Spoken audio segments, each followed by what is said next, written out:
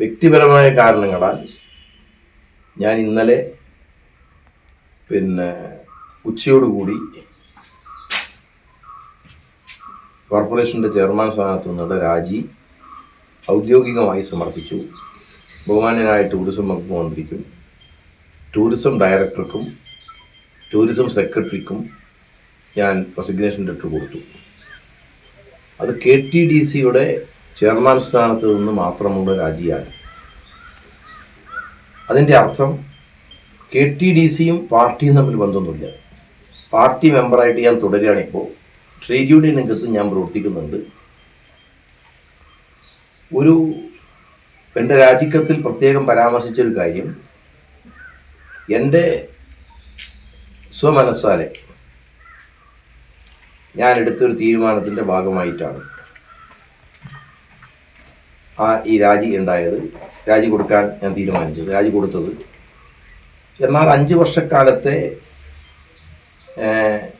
KTDCയിലുള്ള എൻ്റെ അനുഭവങ്ങൾ ഒരിക്കലും വിസ്മരിക്കാൻ സാധിക്കില്ല. കാരണം ഡയറക്ടർ ബോർഡും ബഹുമാനിയായ മാനേജിംഗ് ഡയറക്ടറും അവിടെയുള്ള ജീവനക്കാരും, പ്രത്യേകിച്ച് ഹയറാർക്കിയിൽ KTDCയുടെ ഹയറാർക്കിയിൽപ്പെട്ട ആളുകളും ഞങ്ങളെല്ലാം ഒരു ടീമായി നിന്നുകൊണ്ടാണ് KTDCയെ നയിച്ചത്.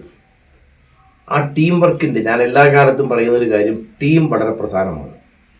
ആ ടീം വർക്കിൻ്റെ ഏറ്റവും പ്രധാനപ്പെട്ട ഒരു ഗുണമാണ് കഴിഞ്ഞ നിരവധി വർഷങ്ങൾ, 10-15 കൊല്ലങ്ങൾക്കിപ്പുറം ഇതാദ്യമായി KTDC തുടർച്ചയായി 2 വർഷങ്ങളിൽ പ്രോഫിറ്റിലായി, ലാഭത്തിലായി.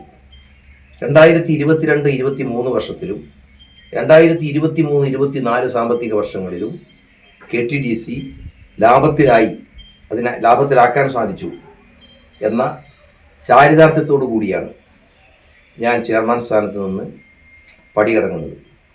സ്വാഭാവികമായും ഏറ്റവും അടുത്ത് നിന്നിരുന്നൊരു ടീമിൻ്റെ ഭാഗമായി ഉള്ള പ്രവർത്തനത്തിനിടയിൽ മാറി നിൽക്കേണ്ടി വന്ന അതൊരു പ്രയാസം തന്നെയാണ്. പക്ഷേ ഞാൻ എൻ്റെ സ്വമനസ്സാലെ എടുത്തൊരു തീരുമാനമായതുകൊണ്ട് നടത്തിയ കാലത്തെ പ്രവർത്തനങ്ങൾ വളരെ സന്തോഷമുളവാക്കുന്നതായിരുന്നു എന്ന കാരണം കൊണ്ട് അതിലെനിക്ക് മനപ്രയാസമൊന്നുമില്ല. ആരുടെയെങ്കിലും സമ്മർദ്ദത്തിന് വഴങ്ങാൻ തയ്യാറുള്ളൊരു പാർട്ടി അല്ലല്ലോ. അപ്പം അതുകൊണ്ട് അതിലൊന്നും ഒരാശങ്കയും എനിക്കില്ല. ആരെയും സമ്മർദ്ദത്തിലാക്കുന്നതല്ല. ഇത് തികച്ചും വ്യക്തിപരമായ കാരണം കൊണ്ടാണ്. കൂടുതൽ സമയം സംസാരിക്കാൻ എനിക്കൊണ്ട് പറ്റില്ല. ഞാനിപ്പോൾ വന്ന ഉടനെ ഡോക്ടറെ അടുത്തേക്കാണ് പോയത്, പറഞ്ഞു മനസ്സിലായോ. അപ്പോൾ അതുകൊണ്ട് തുടർന്നുള്ള കാര്യങ്ങളൊന്നും ഇപ്പോൾ നിങ്ങൾ തുടർച്ചയായിട്ട് എന്തെങ്കിലും ചോദിക്കുകയാണെങ്കിൽ അതിന് മറുപടി പറയാൻ എന്നെ കൊണ്ട് പറ്റും.